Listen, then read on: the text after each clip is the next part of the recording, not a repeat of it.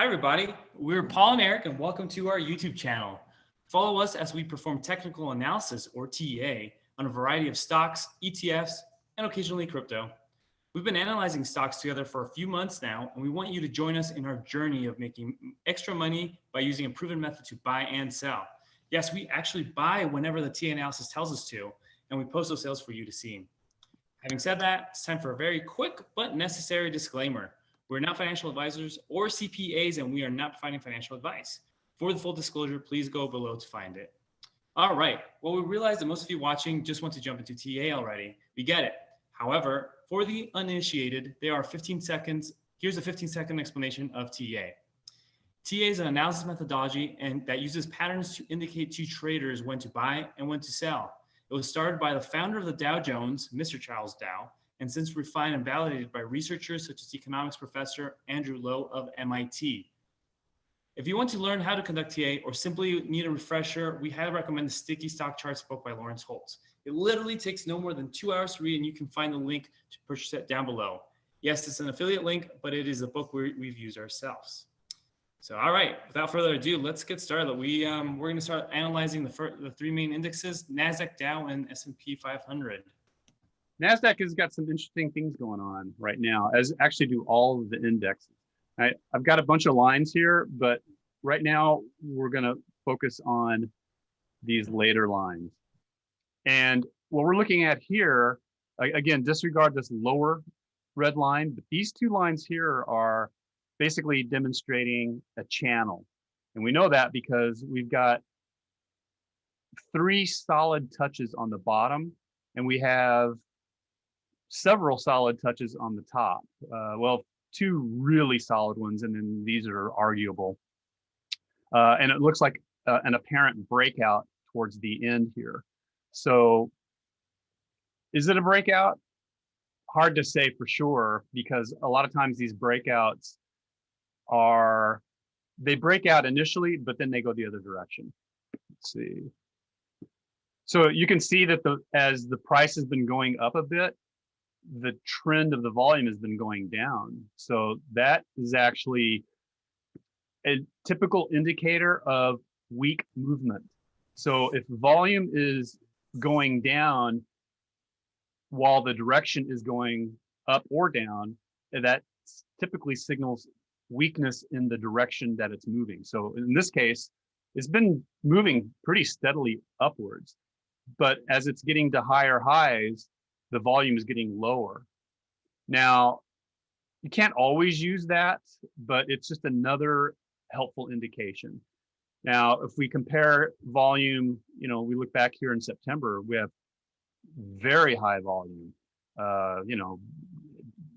looks like maybe even 10, 20 times higher volume, which shows a real strong decline, a real strong movement of decline. And then we have some pretty strong positive volume and some pretty strong upward motion. So this is all making a lot of sense, but as the price is getting more narrow and more narrow towards the end here, and you see the volume decreasing, that's indicating weakness. So I wouldn't be surprised at all if this breakout goes this direction later.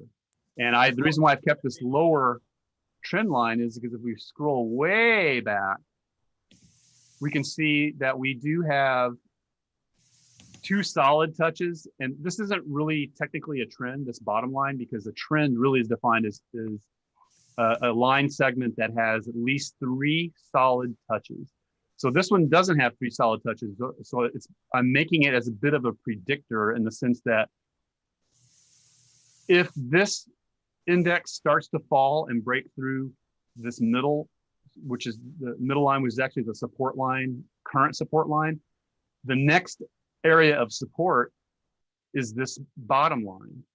And if it hits that, now we have a super trend. We have a very long trend all the way back since March of last year up to this point. So if it drops there, now we have a very solid trend. I would not be a bit surprised if it then bounced off and went this direction. That's a huge trend, and the longer the trend, oftentimes the more accurate they are.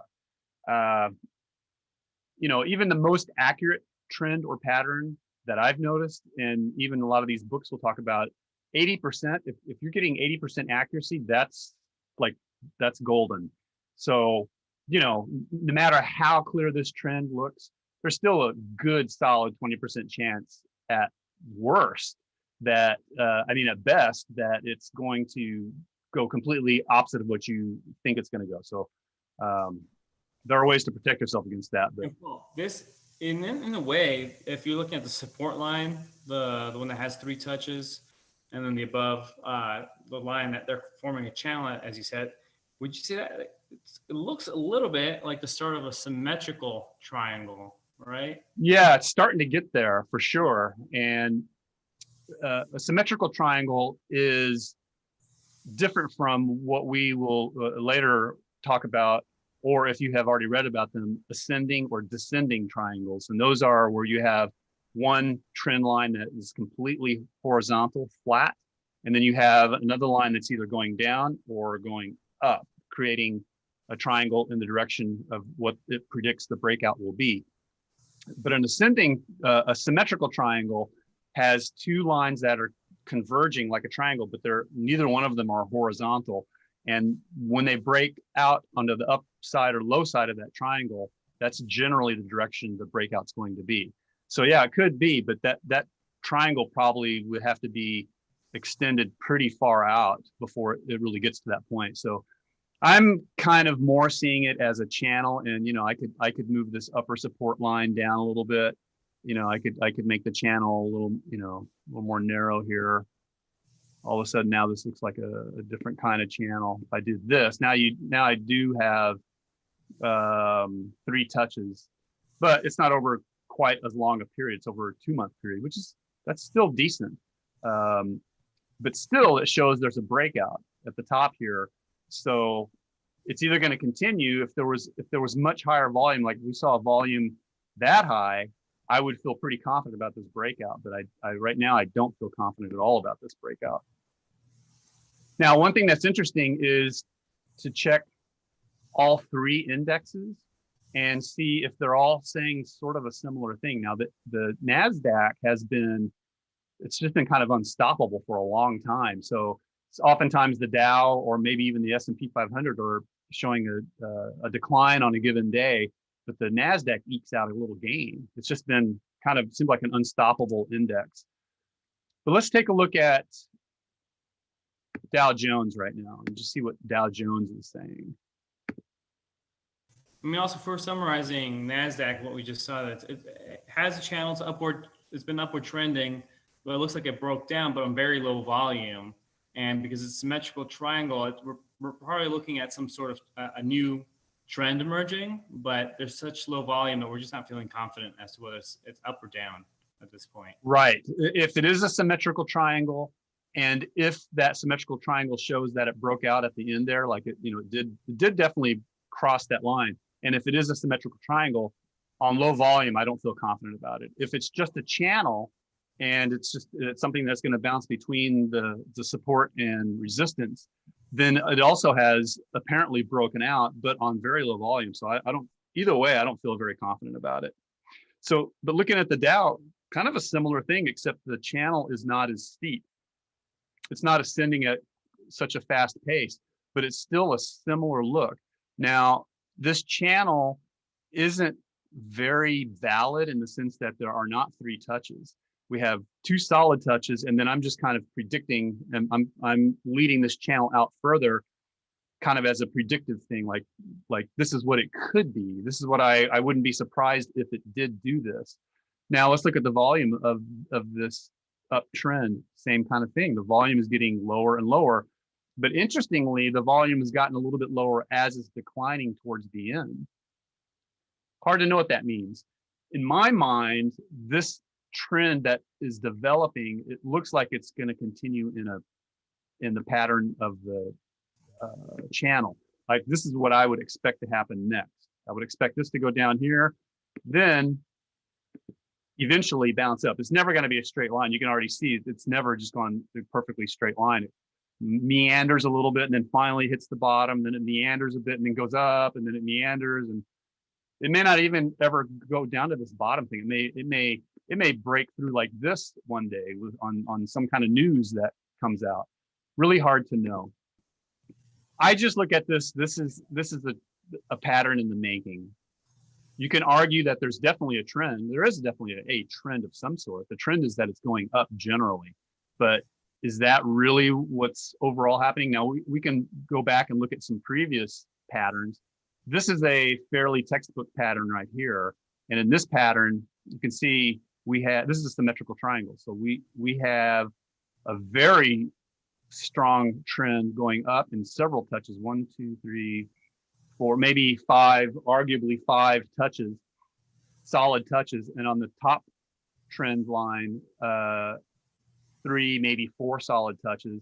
And then it breaks out. Now, this is very common that it breaks out one direction, but in reality, it goes a different direction.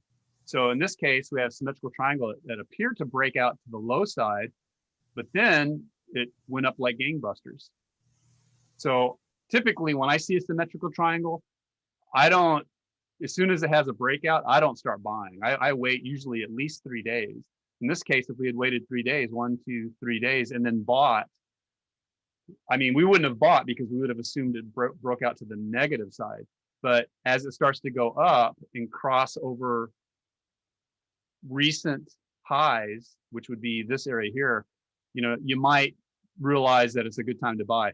Personally, I'm not a huge fan of symmetrical triangles. Symmetrical triangles, they just seem to be kind of confusing.